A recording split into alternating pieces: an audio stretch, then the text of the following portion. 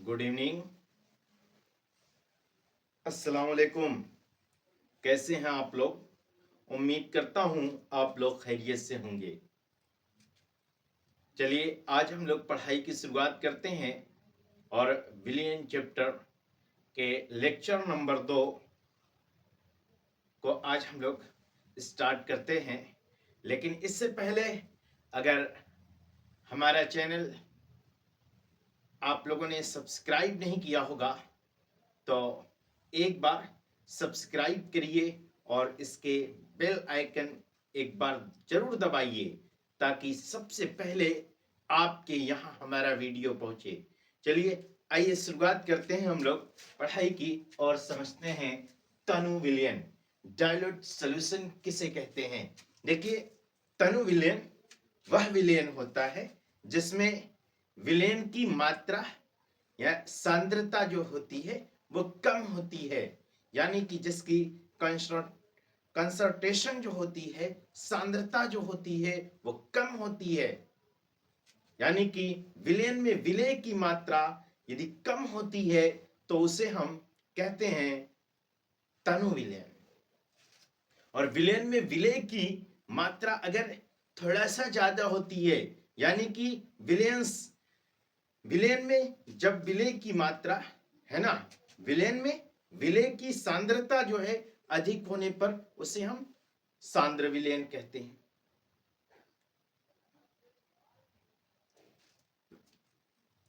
जैसे मिसाल के तौर पर एक विलयन है, एक क्या है? विलयन है। ये एक पात्र है आपका। इस पात्र में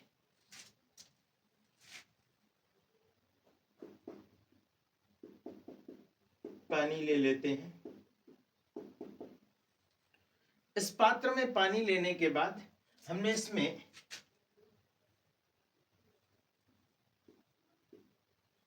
नमक ले लिया या चीनी ले लिया जिसकी मात्रा 10 ग्राम है। अब 10 ग्राम जब है तो ये क्या है?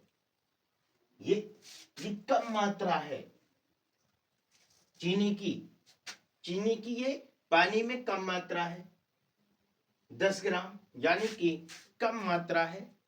तो ये क्या है? तनु विलयन है। लेकिन अगर हम इसकी मात्रा को बढ़ा दे रहे हैं, यानी कि ये विलयन पूरी तरह से क्या हो जाए? गाढ़ा हो जाए, है ना। यानी कि इसकी मात्रा यदि हम 20 ग्राम कर रहे हैं तो ये पूरा गाढ़ा हो जा रहा है ना। तो ये है आपका क्या? सांद्र विलयन। तो जो गाढ़ा विलयन होगा वो सांद्र विलयन होगा, जो हल्का विलयन होगा वह क्या होगा? तनु विलयन होगा। बस इतनी सी बात है। क्लियर है? आगे हम लोग बात करेंगे संतृप्त विलयन। देखिए संतृप्त विलयन क्या है? देखिए संतृप्त विलयन का मतलब ऐसा विलयन जिसमें विलेय की मात्रा अधिकतम होती है, या ऐसा विलयन जिसमें और अधिक मात्रा में विलेय को नहीं घोला जा सके, वो अपने आप में बिल्कुल क्या है? सेचुरेटेड है, संतृप्त है। उसे हम क्या कहेंगे? संतृप्त विलयन कहेंगे। जैसे किसी ताप पर जल की एक निश्चित मात्रा में थोड़ा सा हमने चीनी डाला, है ना। हमने क्या कहा कि हमने एक पात्र लिया और उस पात्र में हमने क्या लिया? ये है आपका पानी और ये ले लिया आपने चीनी। दो चीजें ले ली आपने, पानी और चीनी आपस में क्या किया? मिला दिया। और मिलाने के बाद जो है चीनी की थोड़ी मात्रा जो है, थोड़ी चीनी की मात्रा डाल करके चीनी को जब हम जल में विलीन करते हैं तो ये विलीन हो जाती है। और थोड़ी थोड़ी चीनी की मात्रा जो है क्या करते हैं? जल में डाल करके उसको जो है क्या करते हैं? एब्जॉर्ब करते रहते हैं, विलीन करते रहते हैं उस विलयन में। और तब तक विलीन करते हैं जब तक कि वो चीनी में घुलना बंद ना हो जाए। ऐसे विलयन को हम कहते हैं संतृप्त विलयन। क्या समझा आपने?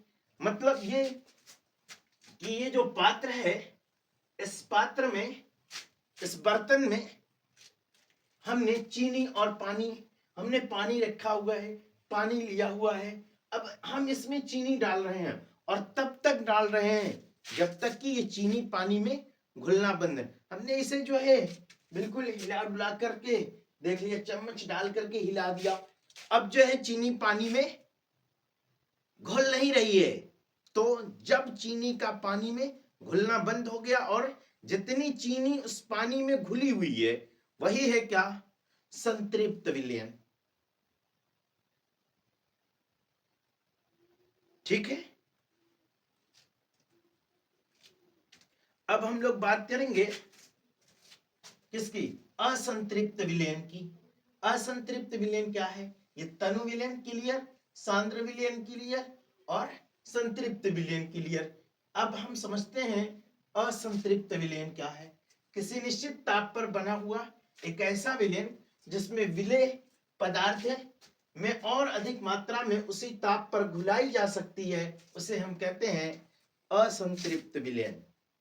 कहने का मतलब यह है कि असंतृप्त विलयन का मतलब यह कि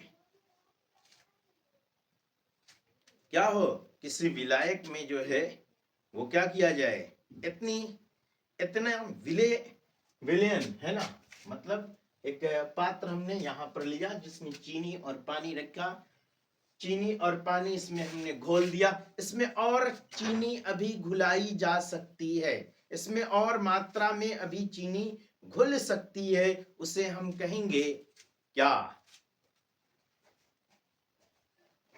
असंतृप्त विलयन। अब बात आती है अति संतृप्त विलयन की। अति संतृप्त विलयन किसे कहेंगे? अति संतृप्त विलयन ऐसा संतृप्त विलयन जिसमें विलेय की मात्रा उस विलयन को संतृप्त करने के लिए आवश्यक विलेय की मात्रा से अधिक घुली हुई हो, उसे असंतृप्त विलयन कहते हैं। क्या समझा आपने इस डिफिनेशन से? कि यानी कि किसी निश्चित ताप पर किसी विलयन को संतृप्त करने के लिए जो आवश्यक मात्रा में पदार्थ की मात्रा विलयन में उपस्थित होती है वही कहलाता है असंतृप्त विलयन। जैसे उदाहरण के लिए हम बात करें सोडियम थायोसल्फेट यानी कि Na2S2O3 into 5H2O का एक क्या है? विलयन है। इस सोडियम थायोसल्फेट को अपने जो क्रिस्टल है, इसको जल में हम क्या करें? घोलें, तो विलयन की एक ऐसी अवस्था आती है कि विलयन पूरी तरह से क्या हो जाता है? अति संतृप्त हो जाता है। यानी कि जब विलयन को हम क्या करें? विलयन जैसे पानी है, एक पात्र हमने लिया, ये आपका एक बर्तन हो गया, इस बर्तन में आपने पानी लिया, इसमें आपने क्या लिया? H2O लिया और क्या लिया? Sodium thiosulphate Na2S2O3 S2O3 into 5H2O 5 into 5H2O ये लिया आपने। इसे लेने के बाद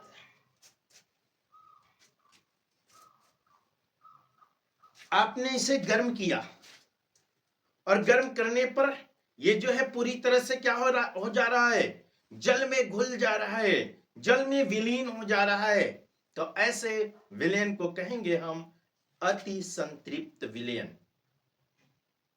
तो क्लियर हो गया तनु विलयन क्या है, सांद्र विलयन क्या है, संतृप्त विलयन क्या है,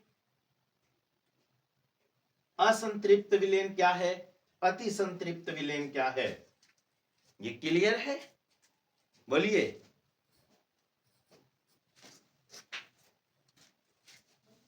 नोट्स बिल्कुल बनाते रहिए आप लोग।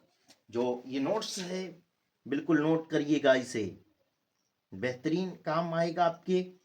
तो आपने समझा तनु विलयन क्या है, सांद्र विलयन क्या है, संतृप्त विलयन क्या है, असंतृप्त विलयन क्या है, अति संतृप्त विलयन क्या है।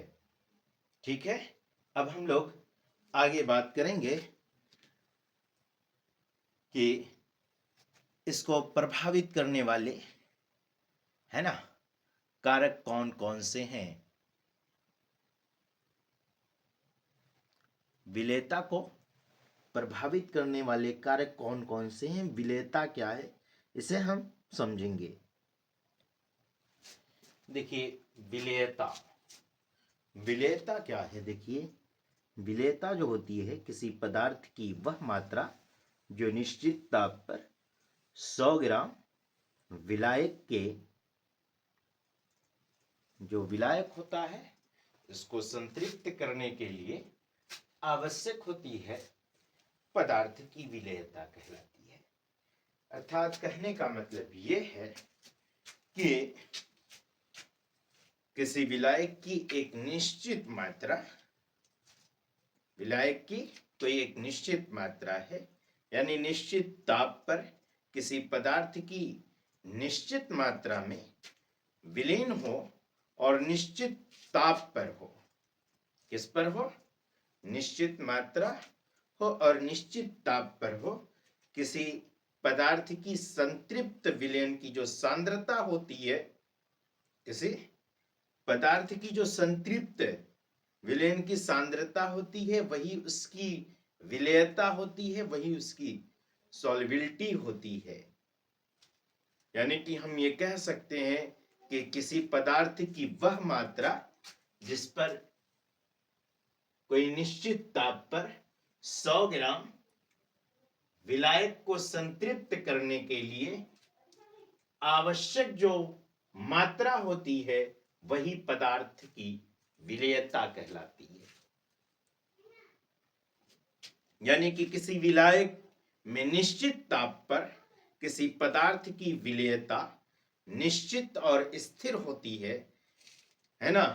तो हम जो है उस विलेय के जो, है ना, उस विलेय के जो विलयन होता है उसमें ताप और विलेय का तथा विलायक की जो प्रकृति होती है उसके कणों के आधार पर निर्भर करती है।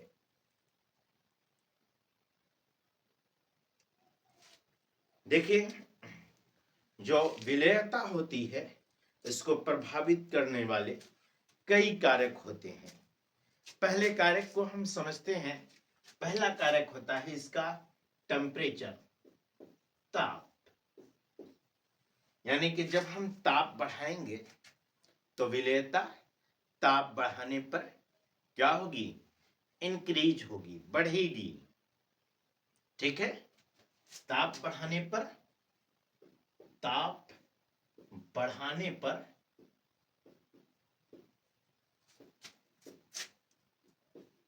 विलेयता बढ़ती है। क्या होती है? ताप जब हम बढ़ाते हैं, ताप हम जब इंक्रीज करते हैं तो विलेयता की विलेयता जो होती है, जो विलेय की मात्रा होती है वो और ज्यादा घुल सकती है। मिसाल के तौर पर मेरे पास एक पात्र है, एक बर्तन है। इस बर्तन में हमने 100 ग्राम विलायक जल लिया। क्या लिया?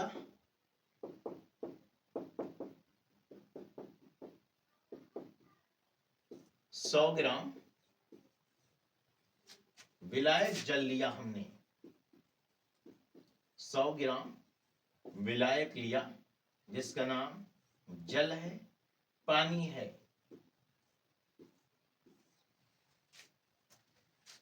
इस पानी को, इस जल को जब हम क्या करते हैं, इस जल में मिसाल के तौर पर हमने चीनी घोला, क्या घोला इसमें, हमने इस पानी में चीनी घोला, चीनी डाल दिया, जिसकी मात्रा फिलहाल कितना है,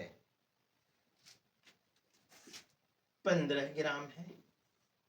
ये पूरी तरह से अब इसमें घुल गई है।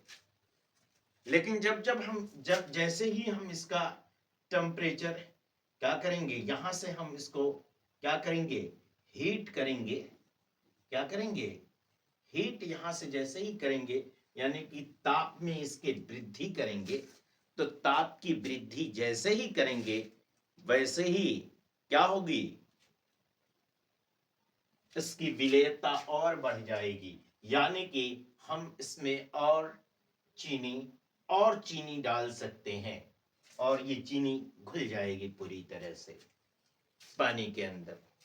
तो एक बात हमें यह समझ में आती है कि ताप साधारणतः पदार्थों की विलेयता ताप बढ़ाने से बढ़ती है, क्योंकि जब कोई पदार्थ जो है विलायक में घुलता है तो उसमें उष्मा का अवशोषण भी होता है। यानी कि जैसे आपका कैल्शियम सिट्रेट है, कैल्शियम सल्फेट है, कैल्शियम हाइड्रोक्साइड है, इसमें ताप बढ़ाने से जो है क्या हो जाती है, विलेयता घट जाती है। क्योंकि ये जब पदार्थ जो है, ये पदार्थ जब विलायक में घुलते हैं तो इसमें से उष्मा जो है क्या होती है, उत्सर्जित होती है। जैसे आपने कैल्शियम हाइड्रोक्साइड यानी कि चूना कभी ला करके देखे हैं, CaOH का ट्वाइस, कैल्शियम हाइड्रोक्साइड, इसे जब आप क्या करेंगे, किसी विलायक में डालेंगे, जैसे इसे आप पानी में डालेंगे तो इसमें जो है क्या होता है, इसमें से खुद जो है हीट निकलती है। तो जो हीट निकालता है उसकी विलेयता ताप बढ़ाने से क्या होगी, इसमें से तो उष्मा उत्सर्जित हो रही है ना, तो ठीक है, इसमें से उष्मा उत्सर्जित हो रही है। और होना तो ये चाहिए कि पदार्थ की विलेयता ताप बढ़ाने से बढ़ती है, क्योंकि साधारण अवस्था में कोई पदार्थ क्या करता है, उष्मा का अवशोषण करता है। यहां तो उष्मा का उत्सर्जन हो रहा है ना, ये तो उष्मा निकाल रहे हैं। तो इसलिए ये जो है इसके क्या है, इसमें थोड़ा दिक्कत है। लेकिन गैस की विलेयता भी ताप बढ़ाने से क्या होती है, घटती है। अब दूसरी बात है विलेय और विलायक की प्रकृति के आधार पर। किसके आधार पर, विलेय, दूसरी पॉइंट इसकी ये है, विलेय और विलायक की प्रकृति के आधार पर। विलेय और विलायक की प्रकृति के आधार पर मतलब क्या, मतलब इसका हुआ है, विलेय और विलायक की प्रकृति के आधार पर। देखिए विलेय और विलायक की प्रकृति के आधार पर का मतलब ये कि इसमें विलायक जो होता है ये मुख्य रूप से ये दो प्रकार के, दो भागों में से हम बांट सकते हैं। एक पोलर सॉल्वेंट होता है, एक नॉन पोलर सॉल्वेंट होता है। एक ध्रुवीय विलायक होता है, एक अध्रुवीय विलायक होता है। तो साधारणतः जब किसी विलायक में है ना, वे पदार्थ विलेय होते हैं जिनकी प्रकृति विलायक जैसी होती है, लाइक डिसॉल्व जैसी होती है, वह जो है क्या होते हैं, ध्रुवीय पदार्थ या ध्रुवीय विलायकों में घुलते हैं। ऐसे पदार्थ ओके एक चीज ये हो गई।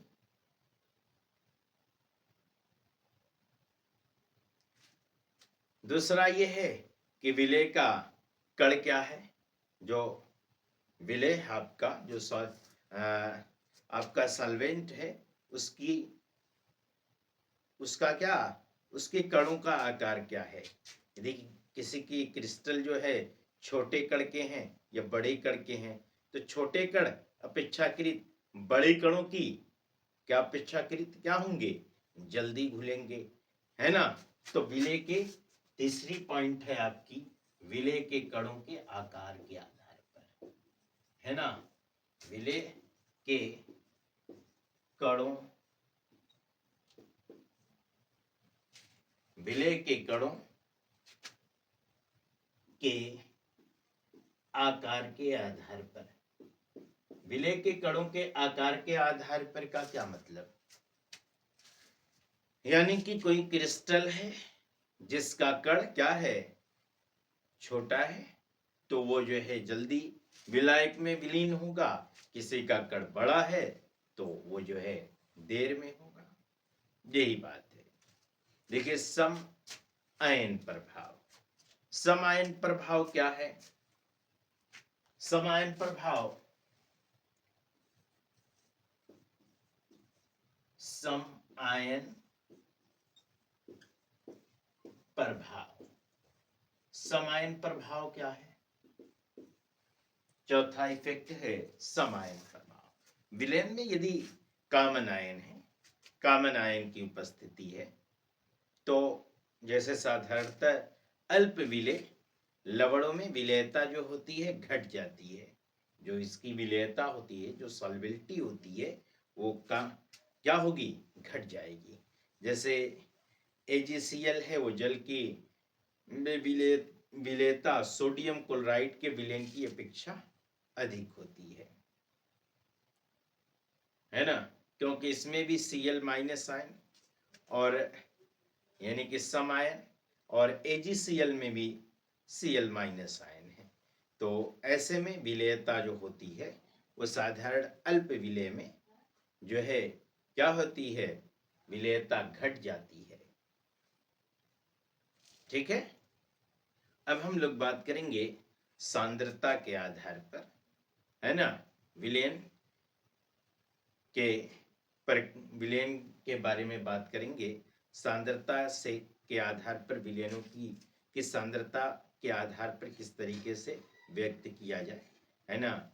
हम लोग मोल अंश, मोल प्रभाज, विलयन भार प्रतिशतता, आयतन प्रतिशतता, इन तमाम चीजों के बारे में हम लोग कल बात करेंगे।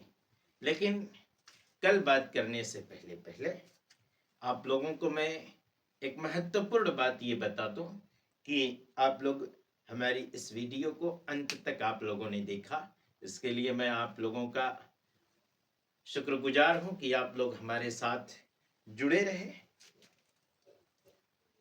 और इस वीडियो को आप लोग लाइक करना, शेयर करना और हाँ सब्सक्राइब करना तो बिल्कुल ना भूलिएगा। फिर आप लोगों से मुलाकात होगी कल इसी वक्त, फिर मिलेंगे।